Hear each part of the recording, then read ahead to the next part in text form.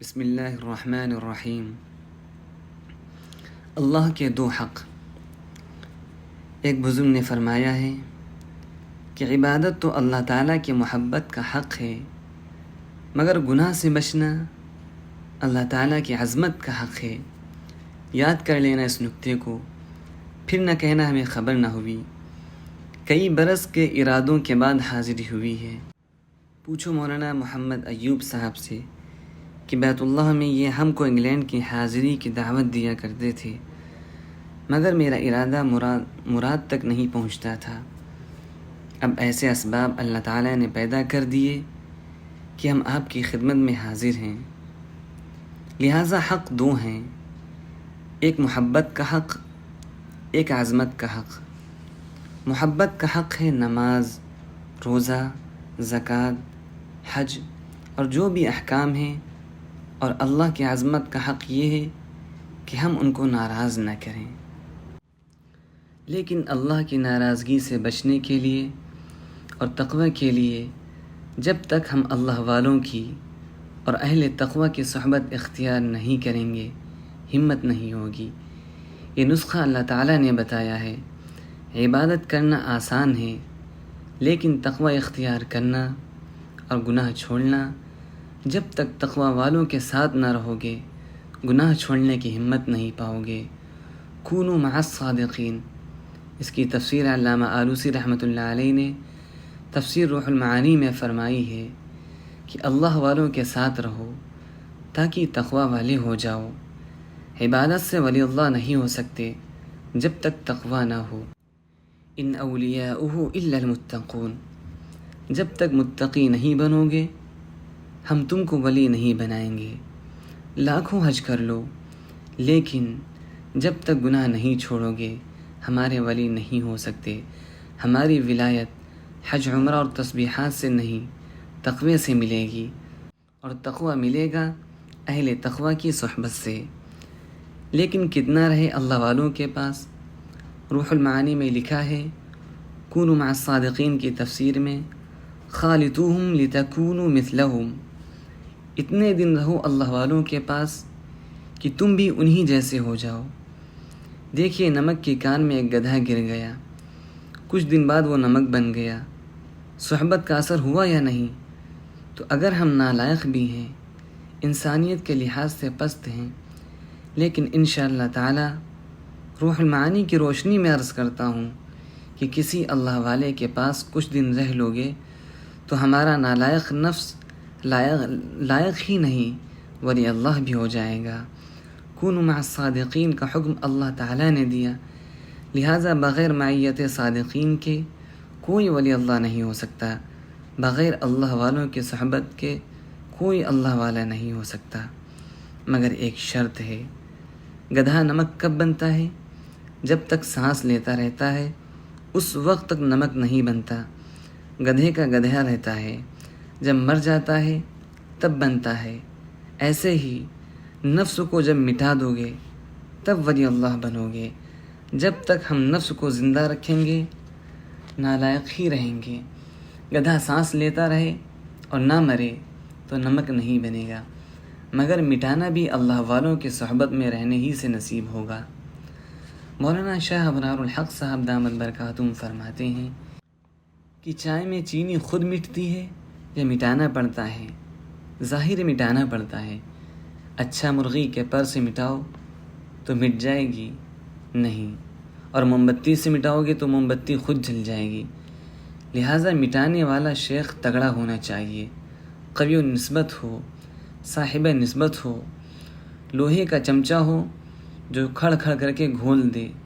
شیخ کو ڈانٹ ڈپٹ بھی کرنی چاہیے۔ جب چینی گھل جاتی ہے پھر پینے میں مزہ آتا ہے یا نہیں؟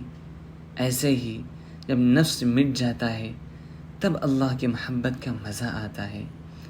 بلے شیخ عبد القادر جیلانی رحمۃ اللہ علیہ فرماتے ہیں، اے مولوی حضرات، اے علماء حضرات، مدرسوں سے نکل کر فوراً مسجد کے ممبر پر مت بیٹھو، کچھ دن اللہ والوں کی صحبت میں رہ لو، اخلاص احسان حاصل کر لو، پھر انشاءاللہ تعالی تمہارا ممبر ہوگا۔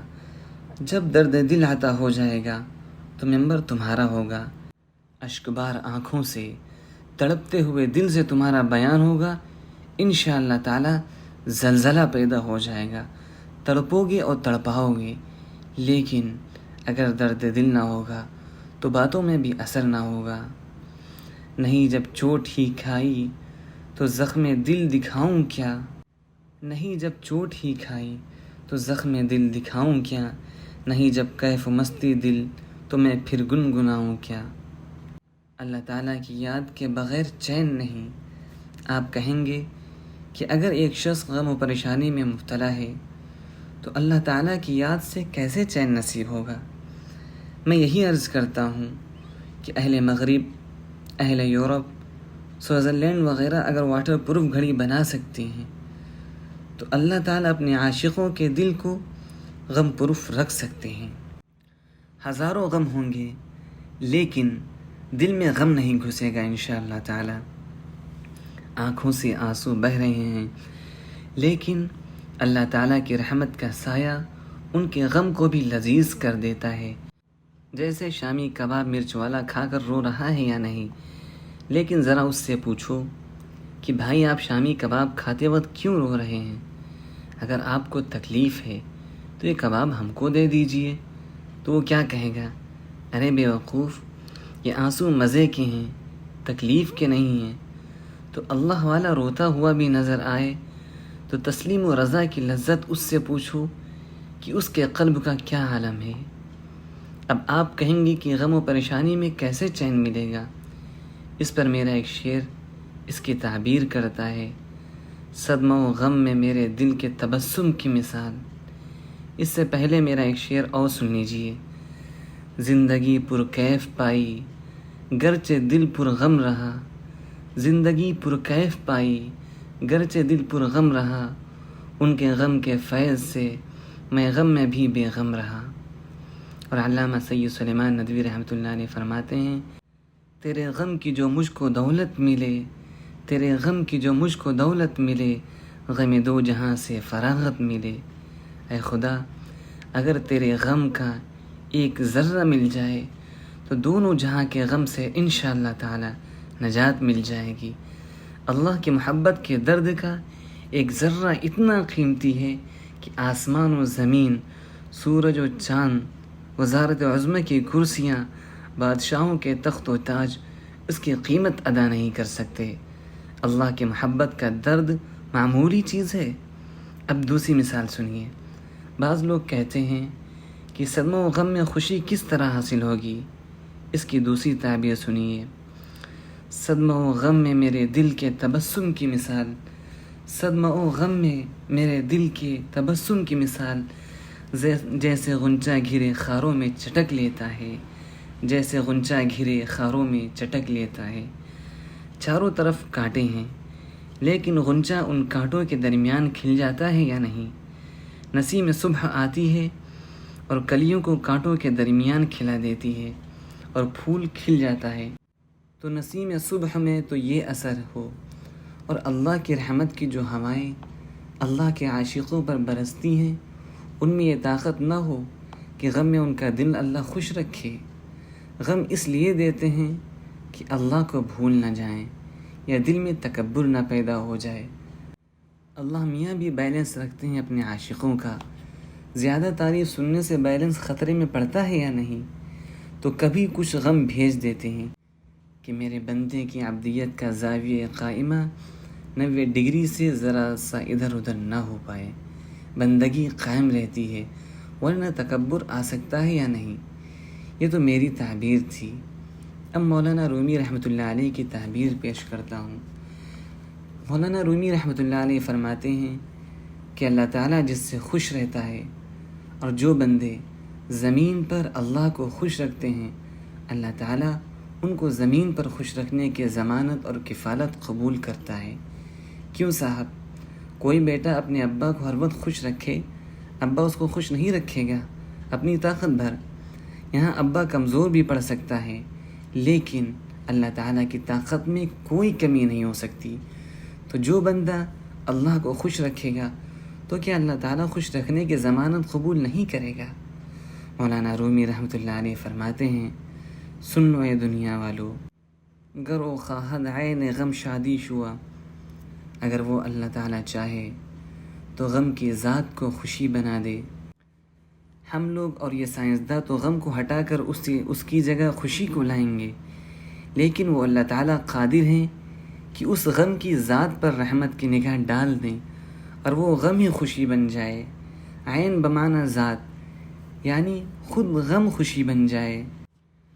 گر و خواہد عین غم شادی شود، عین بند پائے آزادی شود۔ جو چیز پیر کی بیڑی معلوم ہو رہی ہے، ہر وقت پریشانی میں ہے، اللہ تعالیٰ اس کو ہی آزادی بنا دیتا ہے۔ اور مولانا رومی رحمۃ اللہ علیہ فرماتے ہیں کہ دیکھو بھائی، دنیا کے خوف میں پریشانی ہے، پولیس کے خوف میں پریشانی، سانپ کے خوف میں پریشانی، حاسد سے پریشانی، ظالم ڈاکو سے پریشانی، لیکن اللہ کے خوف میں امن ہے، چین ہے، اطمینان ہے۔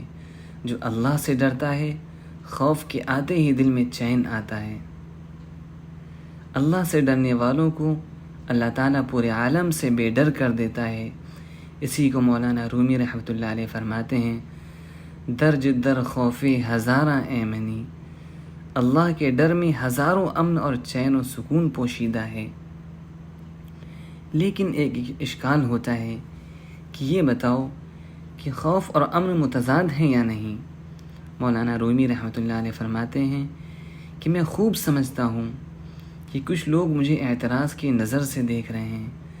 مولانا رومی رحمۃ اللہ علیہ یہ اعلان کر رہے ہیں کہ خدا سے خوف کرنے اور ڈرنے والوں کو اللہ تعالیٰ امن و سکون بھی دیتا ہے، سارے عالم سے بے خوف کر دیتا ہے، تو خوف اور امن میں تضاد ہے یا نہیں، اور اجتماع ضدین محال ہے یا نہیں؟ مولانا رومی رحمۃ اللہ علیہ فرماتے ہیں کہ جس فلسفیانہ اعتراض سے تم ہم کو دیکھ رہے ہو، ہم تمہاری آنکھوں میں اپنے دعوے کا ثبوت پیش کرتے ہیں۔ اس لیے دوسرا مصرع سنیے، در سواد چشم چندی روشنی، تمہاری آنکھ کی سیاہ پتلی میں نور کا خزانہ رکھا ہے۔ روشنی اور سیاہی میں تضاد ہے یا نہیں؟ تو جب آنکھ کی کالی پتلی میں نور کا خزانہ اللہ نے رکھ دیا، تو اللہ تعالیٰ اس پر بھی قادر ہیں کہ اپنے خوف والوں کو امن و سکون بخش دیں۔